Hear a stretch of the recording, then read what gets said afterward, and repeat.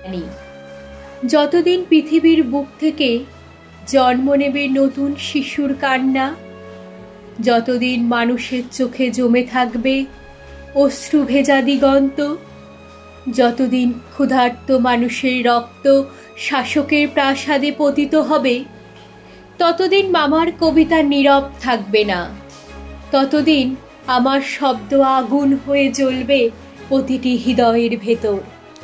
আমি অগ্নি পুরুষ, আমি বিদ্রোহের পুরোহিত, আমি সেই শাশ্বত কবি যিনি নিজের অস্থি মজ্জায় বহন করেন মানুষের প্রেম, মানুষের ক্ষুধা, মানুষের দুঃখ আর মানুষের জয়ধ্বনি। আমি দেখেছি অসহায়ের চোখে নীরবতার পাহাড় ভেঙে পড়ে। আমি শুনেছি নারীর বুকের গভীর আর্তনাদ থেকে জন্ম নেয় আকাশ ভাঙা বজ্রপাত। আমি অনুভব করেছি শ্রমিকের ঘামে জমে ওঠা নদীও একদিন পরিণত হয় বিপ্লবের সমুদ্র স্রোতে।